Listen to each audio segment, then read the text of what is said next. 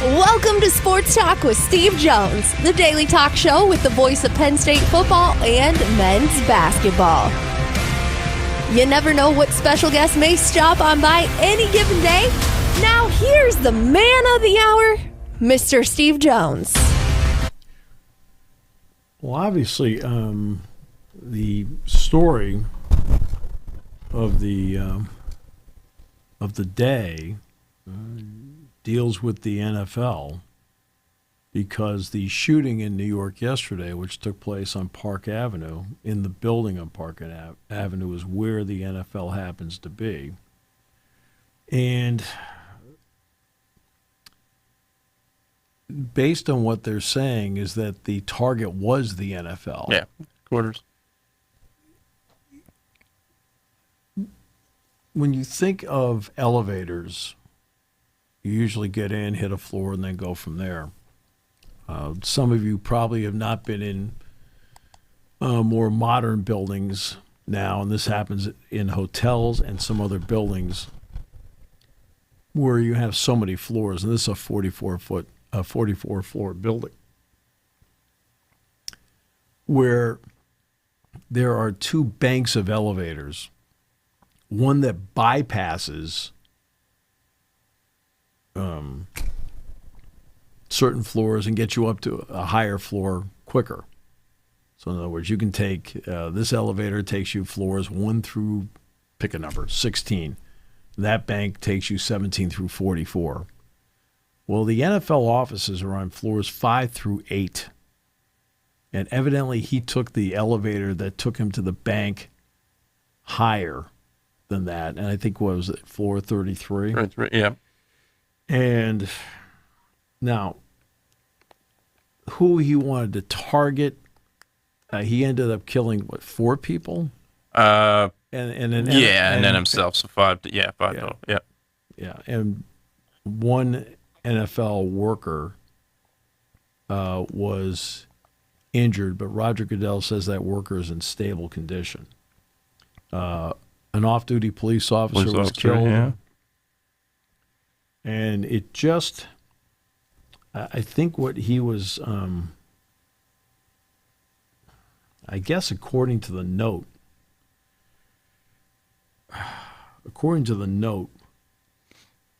he thought his brain needed to be examined, that he had CTE. Right, okay. And must have thought he was, I don't know. I don't even know what he thought. You have no idea what goes through minds when something like this happens. Yeah, so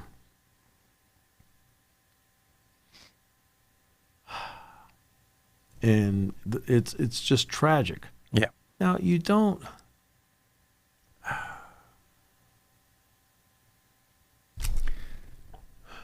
you want to feel safe wherever you go, including a workplace, for goodness sakes. 100%. That's why so many buildings are locked down now. That's not the way life used to be 20 years ago. No, not at all. Doors used to be open, and Yeah. You don't really know what to say. It's not. No, it's, and there's, obviously this was a mentally ill person. Certainly. And, yeah, and that's, events have changed so much, as you said, with life. Things are locked down, and you look at, everything is locked down. You look at the tragedy of the Boston Marathon, that has changed how you enter sporting events. There's no question about it. That changes what you can take into sporting events and now when you enter. So, and obviously the unspeakable tragedy, the biggest one in my lifetime, and 9/11 has completely changed. Obviously, the airports too. So, and all of it is for the better. All of it meaning all the changes are for the better. Trying to make you feel safe, trying to make you feel more at ease, I think. But it's obviously anytime something like this happens, you just can't describe it. No, you have no idea what goes through. I have no idea. their minds at all, and it's an unfortunate tragedy, and obviously my heart goes out to those involved. Sure, without a doubt. It's just you never you never anticipate things like this happening in your workplace. You never anticipate things like this happening on a day-to-day basis. You go to a store, or you're going to run an errand, and it's just it's absolutely so but when I first heard it, that was the first thing I thought of, like the NFL. Mm-hmm. Now I know there are other, like Blackstone is in there and so forth. I mean, It's not just a complete NFL building. They have 3 floors of it. It's a 44-story building on Park Avenue. But I think now you're going to see security ramped up even more. There's no doubt. When it comes to sports teams. You don't know what anybody's out there thinking anymore. You just don't. All right. So that was just tragic. Tragic. And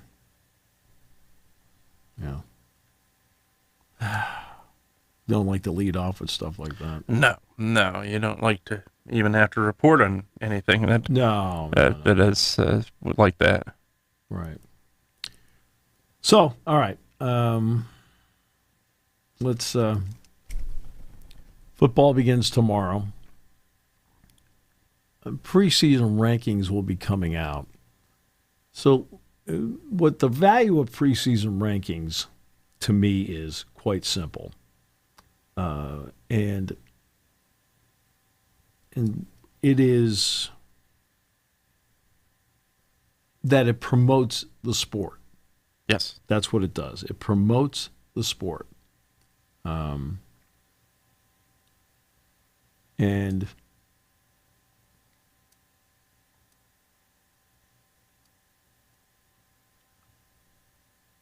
And you look at last year, Florida State began last year ranked 10th. In the 10? Yeah, top 10, yeah. Well, they ended up with a 10 losses. And that's,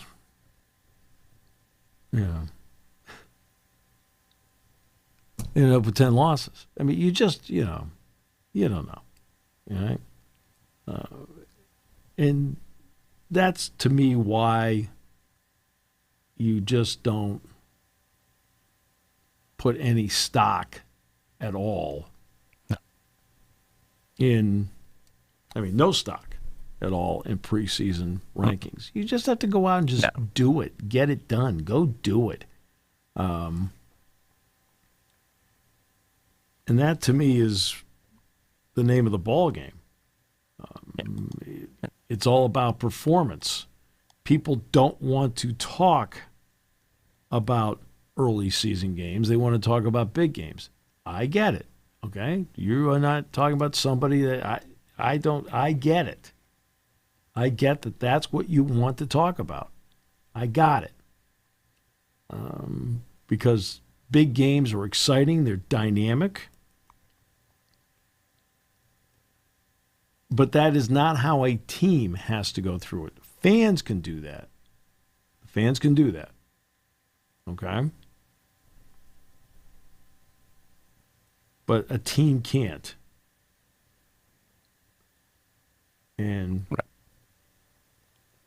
yeah, and absolutely. Team can't. No, and then the rankings are exactly that. As you said, it promotes the sport, number one. It hypes the season, gets everybody ready. But it doesn't. It does nothing for a team. No, it does not. You're ranked. No. Pick a number. Let's just say number one. You're ranked number one. I'm going to swag around. Yeah. I'm number one. If anything, it makes you more. Makes you more marked. That's. Well, yeah, I understand that. Yeah. I understand that part. A team can't think that way, though. No, absolutely not. And that's. In other words, you just got to go out and you got to take care of business. no doubt about it, week to week and then day to day. It really. Florida State walked out last year in Ireland in the top 10 team, and lost. Ranked 10th. Yeah. It was a good game, close game. I thought Haynes King played a terrific game at quarterback for Georgia Tech.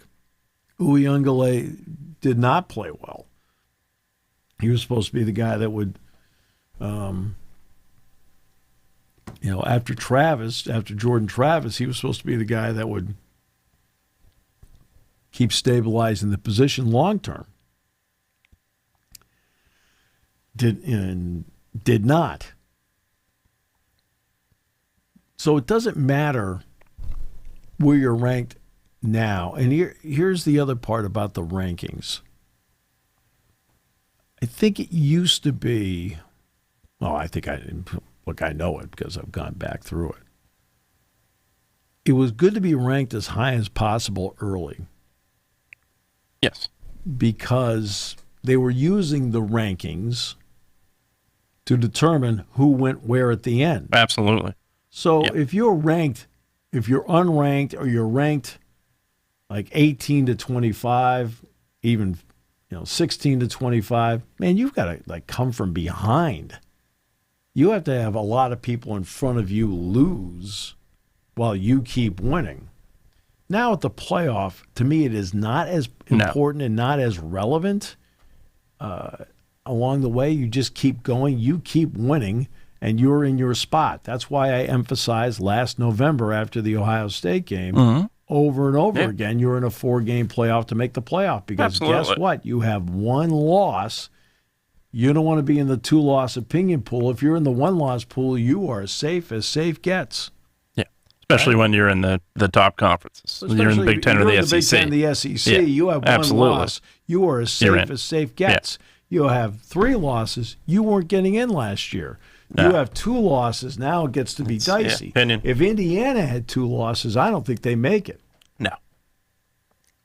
If Indiana had 2 losses, they do not make it. No. Right? No, there's no question. Because of schedule and pedigree. Right. Okay. Well, so the polls, the AP and the coaches poll, neither one determines the national champion any longer. Right. They're just nice to hype up a game. So I don't know. Iowa State and Kansas State, I don't know if they're both ranked, but let's just play it out. Opening game of the season, week 0 in Dublin. It's 14th ranked Iowa State and 20th ranked Kansas State. So you put numbers on the side of them, and it gives a little more cachet to the game. Yeah. The following week, obviously, will put no cachet needed, but it's going to put more to it, obviously. Yeah. Big Newman, Texas, and Ohio State are playing Columbus. State, they'll both be in the top 5. Oh, boom, boom, okay. Absolutely. And that's, and that is the value of rankings to me. Yeah, I agree. That's why I've always complained about the SEC playing the games that they do play. It's only 1 week. It's not every week. Yeah. The games that they do play when they're being ranked by the College Football Playoff Committee. Now, one note on what Tony Petitti wants to and does not want to do. We've talked about what Tony Petitti's plan is for the automatic qualifiers, and he thinks it opens the door for better non-conference games. What's interesting about what he is saying as opposed to what the coaches are saying, the coaches in the Big Ten, and James Franklin's been vocal about this, is that everybody should be playing the same number of conference games, which I agree with, by the way. I agree. Yeah. Same. Tony Petitti's plan does not. I think people think his plan calls for the SEC to play 9 conference games. It does not. That's almost his carrot to the SEC about the 4 automatic qualifiers, that he's not going to make them play 9. His plan does not call for them to play 9 conference games, which I find to be very interesting. And I think that's exactly what it is. It's the carrot to them. I'm not going to force you to play as many conference games. So he says, but I want to go with the 4 automatic qualifiers. Now, how you want to do your 4 automatic qualifiers is your business. If you want to just have your top 4 teams and have 2 teams play a championship game, fine. If you want to play a championship game, because he still wants to play the Big Ten championship game. Sure. Right? And he'd still like to have 3 play 6 and 4 play 5 to get the last 2 spots from the Big Ten. But his plan does not call for the SEC. It does not call for a minimum of conference games to be played. I think it's better, yeah, because the ACC also plays 8. Yeah. Yep. And, you know, I just think that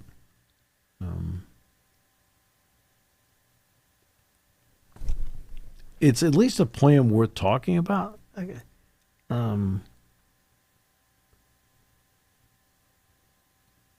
mean, it does bring some, the 3-6-4-5 thing brings some intrigue to it. You are playing a lot of games. Yeah, there's no doubt. Now, look, I mean, for Penn State, essentially the extra game last year was the Big Ten championship game. Then they played the 3 playoff games. So they ended up playing 4 postseason games last year. That's how they got to 16. That's why, after going through it, that's why I keep talking about depth and what depth means over. Absolutely. I've always talked about depth, but I think it means even more so in this a lot more. Yeah, I agree. Because you have more games to play. But I think it's a plan at least worth talking about, because all these conference media days used to be appointment, radio, TV, newspaper. It was a big, big deal. Sit down, media day, got all the coaches together, the whole deal. To be honest with you, media days, like other things, have just kind of slid by the board. Absolutely. They slid by the board. And it was more so this year with the Las Vegas situation, because James will be the first to tell you, there was no buzz out there about the Big Ten at all. There weren't fans in the lobby and things like that. You go to Chicago, you go to Indianapolis, the fans can drive. They're there. They may not be able to drive from Southern California. They may not be able to drive from Rutgers and Maryland. But you've got fans all over the place coming in, and it may be an Illinois fan, for example, who made the trip over from Danville, Illinois, or something like that to go to Indianapolis. But they know who Drew Aller happens to be. So it's a big deal. They were able to kind of go around Mandalay Bay and kind of just do everything the way they wanted. There was no buzz, no fans. But the media days have gone by the boards because very few things are said that make you sit back and go, Yeah, they don't already. I don't want to say you don't already know, but you at least having a good knowledge of. Right. Yeah. You have coaches now campaigning, and justifiably so, about preseason conference polls. Right. I mean, the Arizona State situation last year was Exhibit A. They were picked to finish 15th. Last I checked, they were playing in the Peach Bowl in overtime against Texas. Yeah. Right. Pretty good.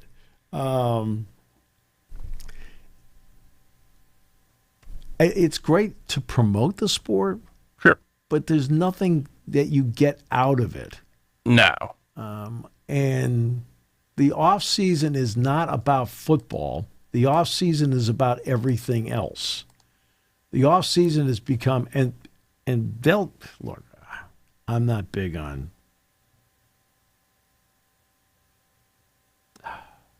I'm not big on having clicks determine what you hear or read. I don't. No. That doesn't mean anything to me. No. But I'm also from a different era.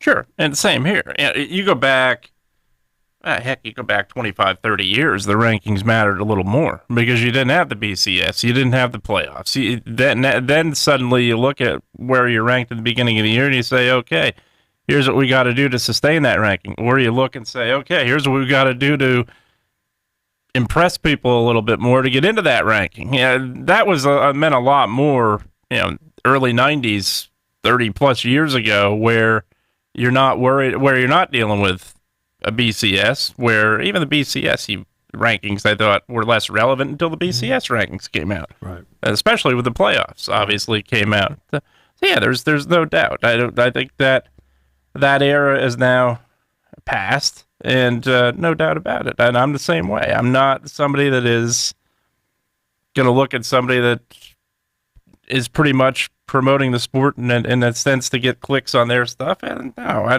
that's most of the stuff, I think, going into the preseason especially.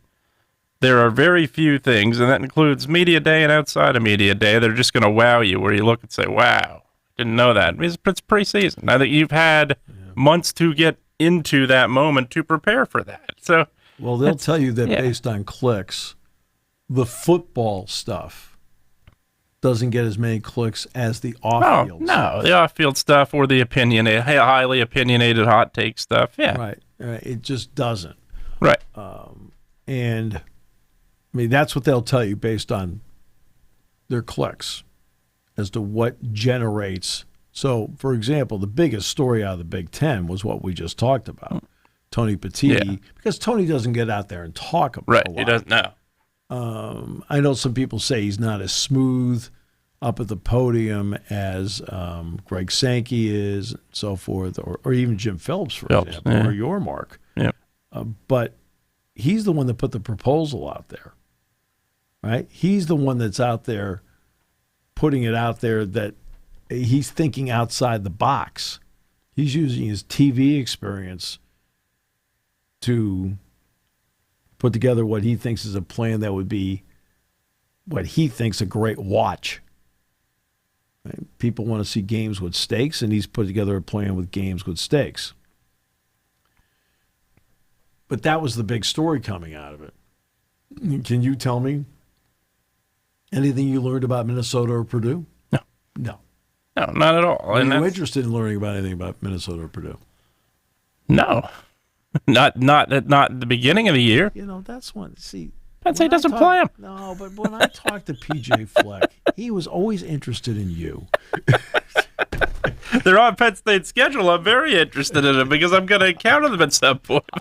Hey, PJ Fleck used to play for the 49ers. So that's wide receiver. No wonder the two of you bonded. Yeah, that's right. Yeah, the two of you bonded, yeah.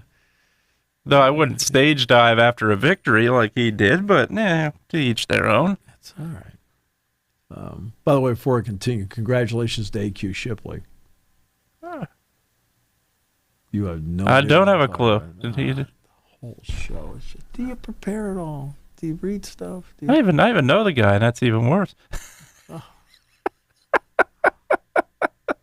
The Remington, Penn State's won. Yeah, the Remington Award winner. That I knew. Remington Award winner has just been named the radio analyst for the Arizona Cardinals. He's going to work with Dave Pash. Dave Pash, yeah. So nice. He is the new radio analyst for the Arizona Cardinals. I like it. He replaced Ron Wolfley. So nice. Wolfley was on for 20 years, and now look, AQ's got a great guy to work. Great personality with, Dave Pash. But Dave Pash is tremendous. Absolutely. And great guy. We've had him on before, but nice. Dave's just one of the good dudes out there, and AQ is one of the great guys ever. I'm thrilled for him. So another Penn State football player in media. Okay. Meanwhile, Florida State is going to shut down media availability. Okay. And according to Logan B. Robinson, founder of the Seminoles fan site, Knoll Game Day, Florida State is eliminating media access to practices. Outside of its first practice on Wednesday, where there'll be a brief viewing opportunity, the Seminoles will hold two scrimmages on the 5th and the 10th ahead of their season opener against Alabama. They're shutting down media access to practices this season outside of the first practice on Wednesday, where there'll be a brief viewing opportunity. That's it. I mean, USC did the same thing last year. They had a last season last year. Yeah, and USC was the exact opposite under Pete Carroll. Heck, they let everybody into practice. Pete Carroll was. You can do whatever you want. I mean, literally. You can do whatever you want. Go ahead. I mean, they can't stop us anyway. Yeah, exactly. But this is a time, for example, where Florida State needs more media access. And as we said, Lincoln Riley did the same thing at USC in the middle of last year. Mm-hmm. What's interesting is that on the other side of town at UCLA allows a lot of media access. Yeah. I mean, they're pretty good about that. But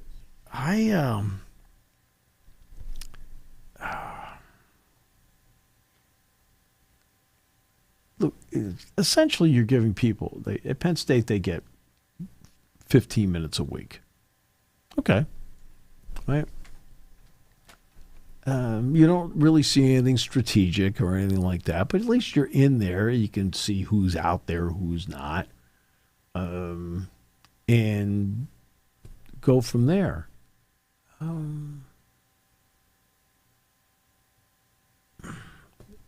The amount of media access, I mean, look, Joe didn't give a lot of media access. We know that. We know that.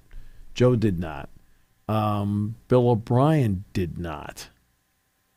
But James has been wide open. Well, not wide open, but exponentially more giving to the media to give them access so they can go in and see.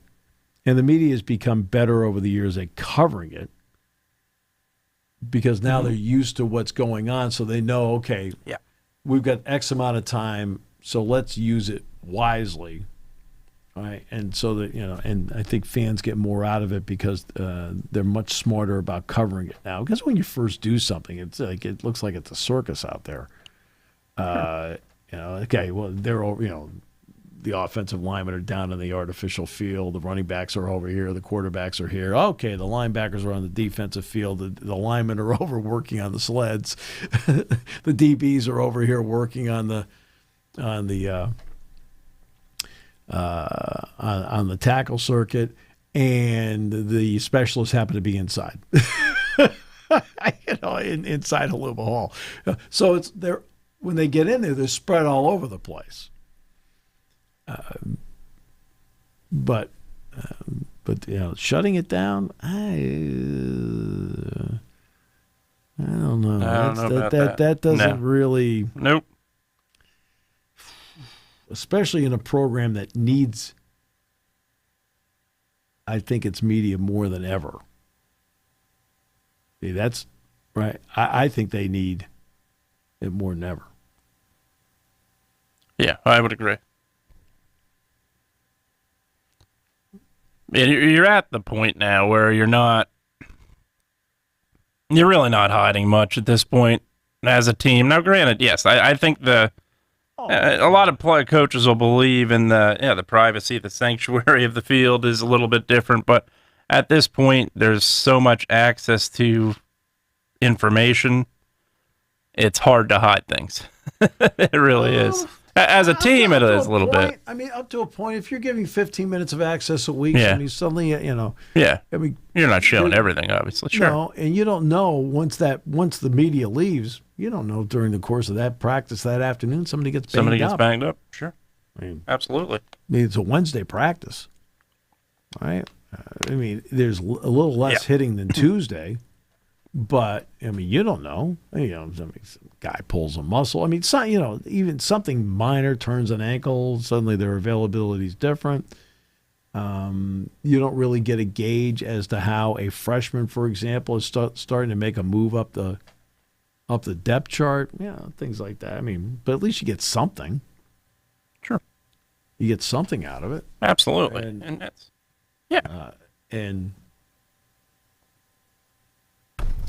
I don't think Florida State's doing it the right way. No. Far be it for me to tell them what to do. No, absolutely, and especially coming off last season, which we just talked about for Florida State. It was not exactly their season of seasons. 10 losses. Then you start the preseason ranked top 10. So absolutely coming off a season, you want to forget if you're a Florida State fan or anybody associated with Florida State. So there's a difference there, but I think you hit it right in the head. I think there's no doubt when you do allow access in any capacity, you allow the media's job to be a little bit easier. I think there's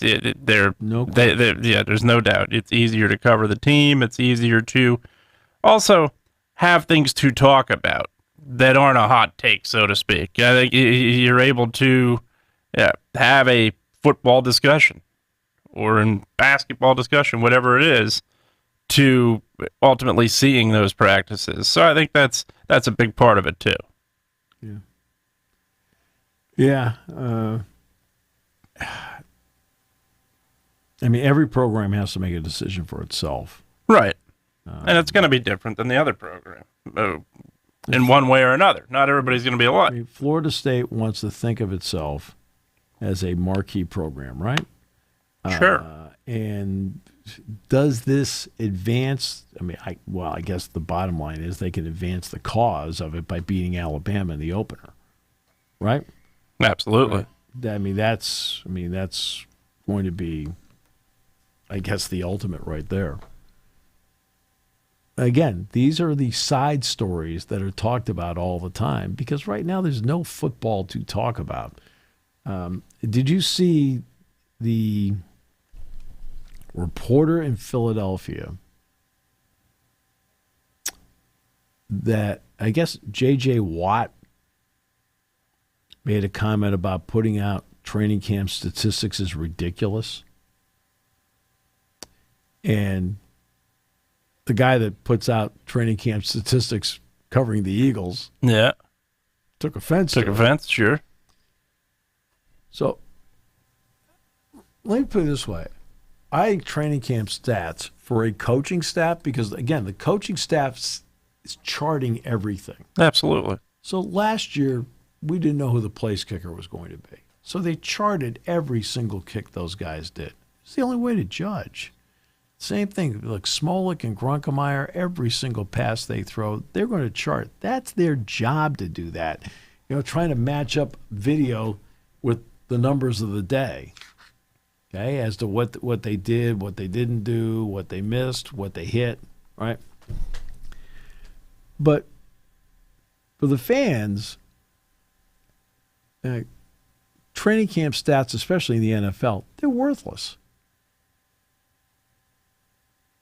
Okay? Agreed. Yep. But in his defense, just because I think it's worthless, I mean, for example, it went viral, the Aaron Rodgers first pass on training camp was intercepted. And somebody said, "What do you think of that?" I said, "Do you know how many interceptions I've seen in practice over the years?" You're trying things in practice you may not try in the game because you're doing it in practice. And, you know what? This doesn't work like I thought. We're not doing this play. And guess what? The defensive back made a good play. What the heck? Linebacker in that case, Patrick or Queen. Linebacker. They're trying to stop you. Yeah. They're not out there handing you like that guy had to complete the pass. No. Because guess what? They're playing for a job too. Right? They're trying to win a spot in the team. Yeah. Like, I got it. Yeah. But in his defense, instead of doing what everybody else does, he has come up with something else that is different. And there's nothing wrong with coming up with something that is different, because there may be some fans out there that find some value in it and want to know. Hey, I'm not surprised Jalen Hurts has completed 86% of his passes. He's accurate as heck. I mean, I was talking to Ray Didinger yesterday. He wanted me to tell you hi. He's one of the greats. I love Ray. Yeah, well, absolutely. He didn't mention your name. Didn't mention me. That's all right. He and Tony Bruno avoid me. Ray would not. Ray's a great guy. I don't know Tony at all. I've never met Tony. Met Tony years ago when he was still in Philadelphia. I haven't met him since. Ray he's a Hall of Famer that doesn't think of himself. No, doesn't ever think of himself as any. If you're a big Eagles fan, by the way, he just finished working on the 4th edition of the Eagles Encyclopedia. Nice. He said, Steve, it was the toughest deadline he ever had. He said it was really hard because they won the Super Bowl. Yeah. Now, they had been anticipating this. They had brought it up during the season last year. Ray said he's talking to the editors, and he said to them, he said, look, the way this is going, they could win it all. We may want to do a revision on the book. And of course they won. He said, but the deadline, he said, I've worked on tight deadlines, but wow. Especially when you're working on a book. Well, it's coming out October 17th. You Yeah. can pre-order it, by the way, on Amazon. And that's great. But I was talking to him yesterday about Hurts. Now, again, this all goes back to the off season of who put out, was it the NFLPA that put out player rankings and Hurts was 9th? Oh. I don't pay attention to them. Well, what drives? That's exactly right. Exactly right, because I don't pay attention to them. No. Like, going, okay. That's like, who cares? But he's, without question now, one of the top 5 quarterbacks in the league. Now, I don't care what number 1 through 5 you put him. That's irrelevant. If you're an Eagles fan and you think he's 1, great. If you happen to be a Chiefs fan and think Mahomes is 1, great. I don't care. Yeah. But he's one of the top 5 guys. Agreed.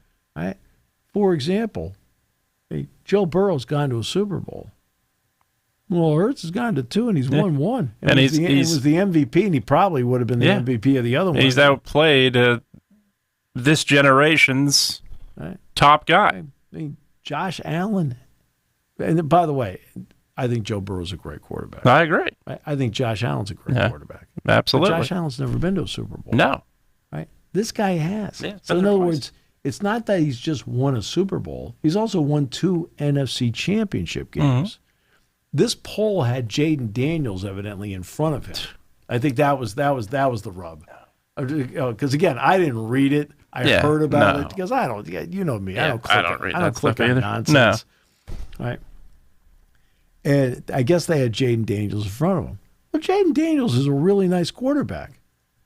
With one year under his belt. Yeah, 1 year. C.J. Stroud had the first year was good, and then he regressed a little bit. You're going to have that. Right. Yeah, this guy has a body of work. Yeah, 100%. He has a body of work. And remember. Body of work, and he's gotten better every year.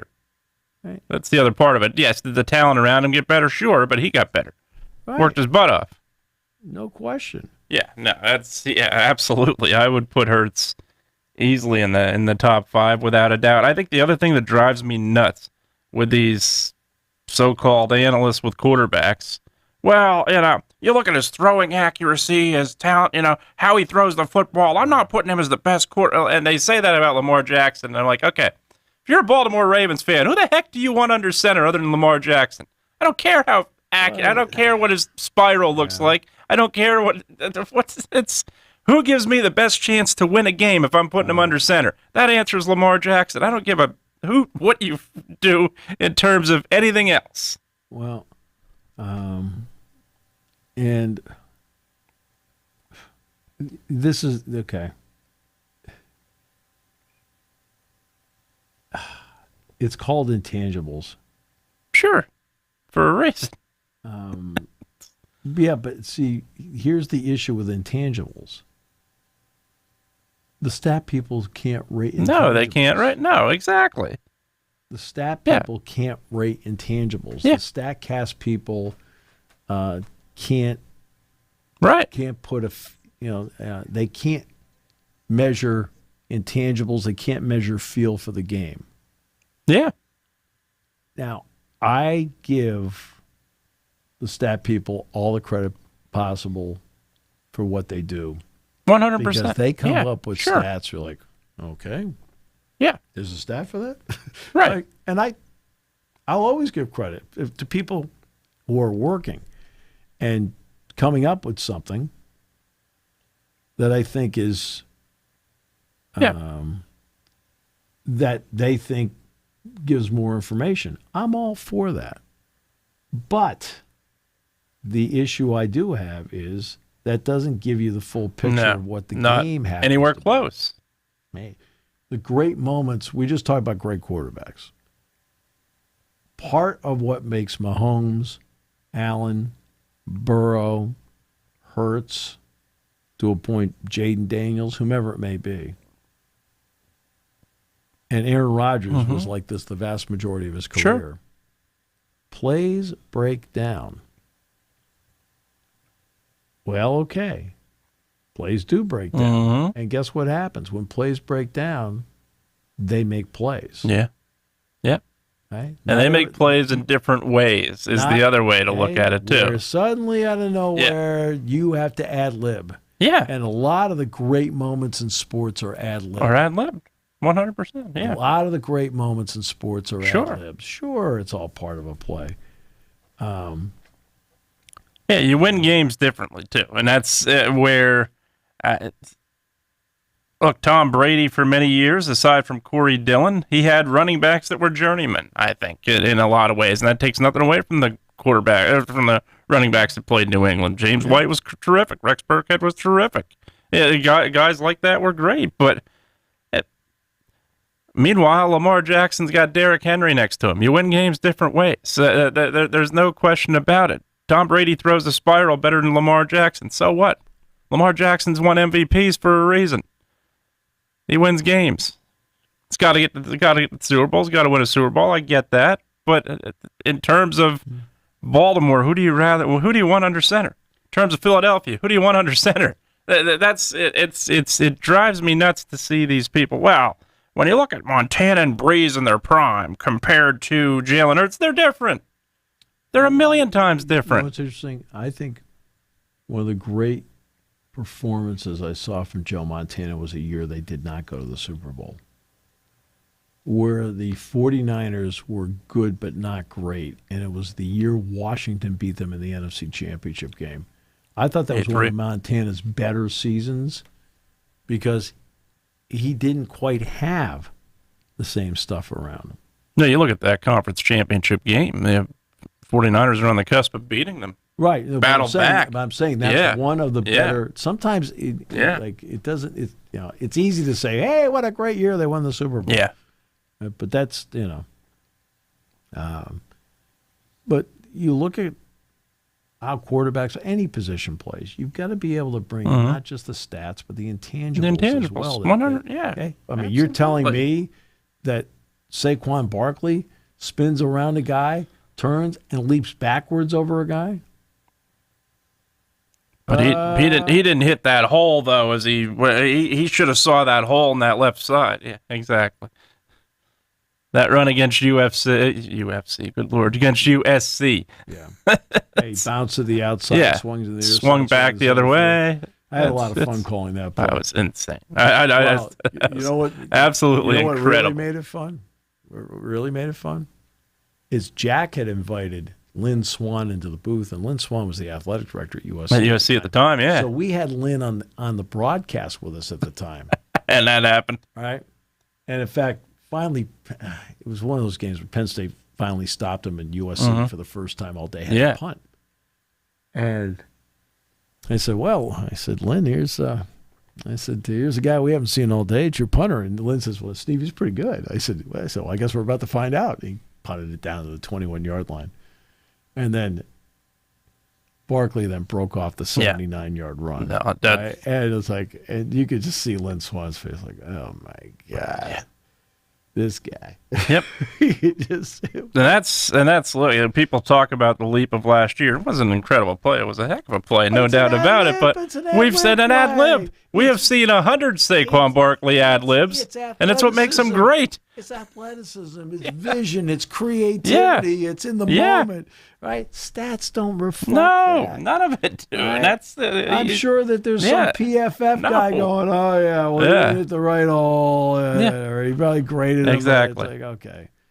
Exactly. That's why those rankings drive me nuts. It's literally you're not Daniels seeing has one any of those under things. His belt. All these other guys have resumes. Yeah. Right. I can name a lot of quarterbacks that had 1 year under their belt. They were pretty darn good, and then they vanished. I think he's going to be. Well. I think he's going to be too. I think Daniels. They were blown out in that conference championship game, and that wasn't on him. No. They turned it over. Their defense didn't show up in a lot of ways. The Eagles were just better. None of that had anything to do with Jaden Daniels. Yeah. Yeah, But if I'm ranking quarterbacks. Jalen Hurts has been to the Super Bowl twice. Jalen Hurts wins games.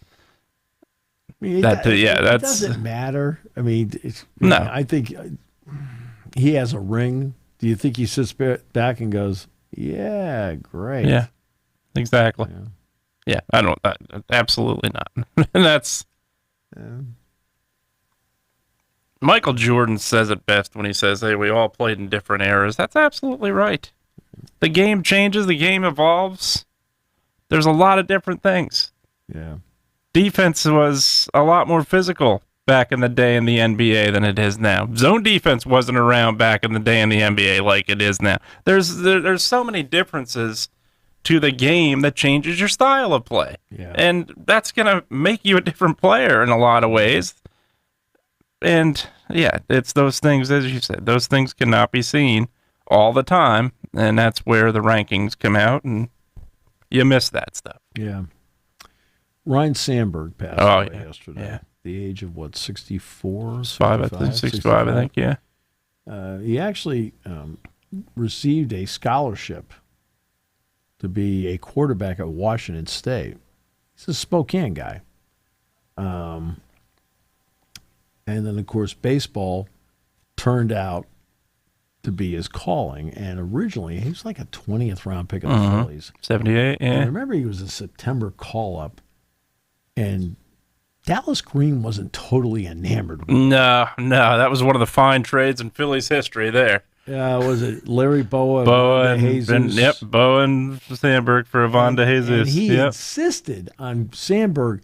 Dallas Green insisted on Sandberg being in the trade. Bad, almost as bad as the Yankees throwing in Fred McGriff. Like, what are you doing? Literally. Yeah. And so he goes to the Cubs. Yeah. And to his credit, has a legendary career. Sure did. He has a got the first big contract in baseball after Reggie. Reggie obviously got the big one, but he got one of the first big deals in Chicago. Ryan Sandberg, in his Hall of Fame speech, made, as part of the speech, was terrific. And he talked about the way he went about his business playing. And in the Hall of Fame speech, he talked about the importance of the name on the front of the jersey. Right?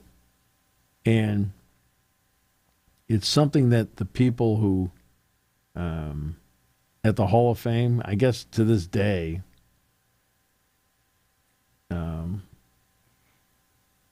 they quote. Sandberg, I mean, and it's one of those viral Hall of Fame speeches that to this day they still quote. Yeah. And he was right on with a lot of it. Yeah. First of all, I thank the voters, which you don't see often. No. In a Hall of Fame induction speech, but also the fact that I've made the point a million times, relating Sandberg's quotes to the NBA, where so many of these players worked on dunks and it hurt the game. I thought the world caught up in a big way.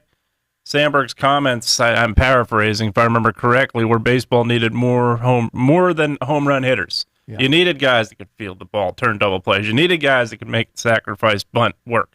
And yeah, at 1,000% right.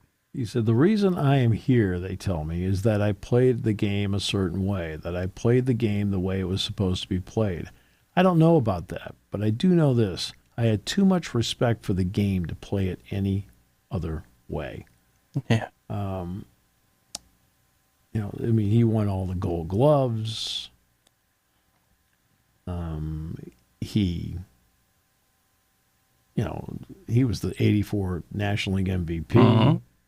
I think they were beaten by the Padres, if I recall correctly. That was the one where the Padres. Yeah, Padres won the World Series. Lost the Tigers. Yep. Tigers, yeah. And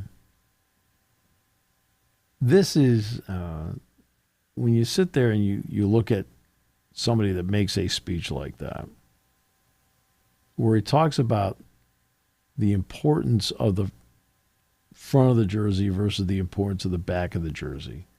That when he would get on base, he would think about, okay, he said picking up the base coach and so forth. That's the first thing he was thinking. He wouldn't think about, hey, I got a hit. I did this, I did that. And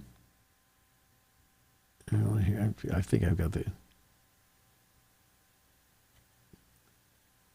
he said, if I ever allowed myself to think this was possible, if I had taken one day in pro ball for granted, I'm sure I would not be here today.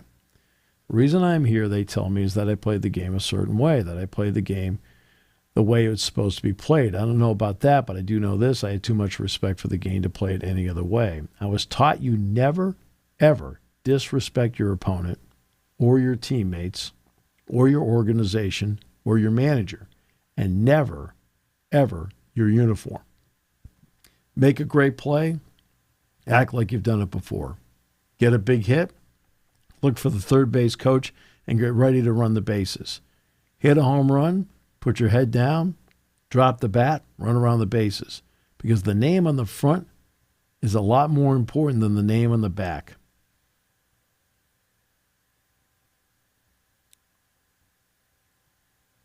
Now, that's not what's taught today. No. What's taught today is the name of the back means everything. A bat flip means something. An end zone celebration means something. Post-interception celebration. Right? The guy hits a shot in basketball. You're too small. Yeah. Okay. What? I don't want the games to be emotionless. Oh, no. But for example, you mentioned Michael Jordan. What's one of the hallmarks of a Dean Smith coach team that Michael Jordan also picked up on? Okay? When you make a basket, you point to the person who passed you the basketball.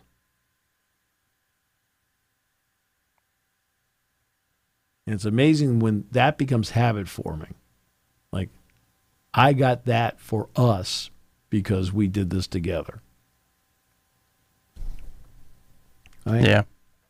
Okay. Not the, hey, you're too small. Oh, for goodness sakes, what are we doing here? And I don't mind, for example, when a guy hits a three-pointer, he puts up three. I don't mind that. I don't care. That's just like, hey, that's a three. That's great. I don't mind a guy spiking the ball in the end zone. No. I don't mind emotion taking over the moment either. You talk about Michael Jordan, obviously the celebration when he hits the shot over Elo and the Bulls beat the Cavs. But it was the last shot of the game. Yeah, absolutely. You're celebrating in that moment. Right. And the Bulls had not won. No. Had not been to a championship before. I mean, that shot, like, for the franchise meant everything at that stage. Absolutely.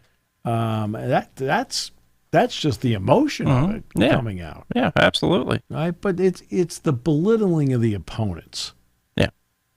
Which I always find,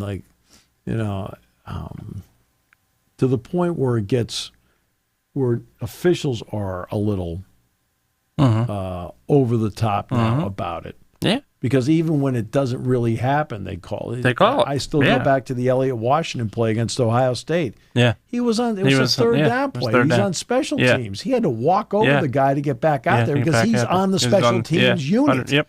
Right? Yeah. And they said, oh, you can't do it. He didn't do anything. No. But you've got too many people that do. Ace Bailey, for example, in the Jordan Center, played a marvelous game and made it, and just like, and he belittled the guy. What are you going to do that for? You made the play. Yeah, and the unfortunate part of it, well, not completely unfortunate, but the showmanship is what gets noticed more than anything amongst, you talk about lists. I remember seeing a list of the top 5 point guards of all time, and that list didn't include John Stockton, and that shoots your credibility almost right there. You're entitled to your opinion, for crying out loud. Yep. I never saw a point guard, aside from the guy that played in L.A. and Magic Johnson, the guy that shoots the ball in Golden State and Steph Curry. Never saw a point guard better than John Stockton. That includes Jason Kidd. That includes Steve Nash. That includes Chris Paul. John Stockton was the ultimate point guard that did what his team needed. Well, there's always that fun story that he tells about being in Barcelona. He's on the dream. Yeah, but nobody knew who he was. Right? He went through the street. Hey, what about this guy? What about this guy? They didn't know who he was. He was on the dream team. Meanwhile, Michael Jordan needs security left and right just to exit his room, let alone get through the lobby. Okay. Yeah. And Stockton had been hurt. Yeah. Yep. Right. People don't forget John had been hurt. Yeah. Going into the Olympics. Yep. In '92, and he was concerned he might not be able to play at all. And finally, he got a chance to play, which was great. But Chuck Daly achieved his goal as the coach of the Dream Team. Yeah. He did not call a timeout. No, did not call a timeout. He humbled a team full of major egos, too. I think that was one of the great coaching moments that I've ever seen, is when he basically threw a game against a bunch of college guys, called the game early, because he knew, hey, we're going to scrimmage these guys again. We'll bring them back tomorrow. Let's see how this team reacts. Oh, they reacted. They absolutely blew him off the floor, and he knew what it took to motivate. And I think, to me, Chuck Daly is one of the absolute great coaches of all time. Coached great players, without a doubt. Punxsutawney's own, you better believe it. Former assistant coach of the Sixers, and also, obviously, head coach of the Pistons. Obviously, the controversy of Dream Team #1, which in my opinion is the greatest team that was probably ever assembled. The one guy not on there, Isaiah Thomas, certainly a phenomenal point guard as well. Two-time champion, yes. Yes, the Pistons won back-to-back. Titles. Yep. Plus, he won it. Part of an NCAA tournament championship team in '81 undefeated. with Indiana. No, didn't go undefeated. 81, you're right. Yeah, 76, they went undefeated. He was on a program that had an undefeated team. How's that?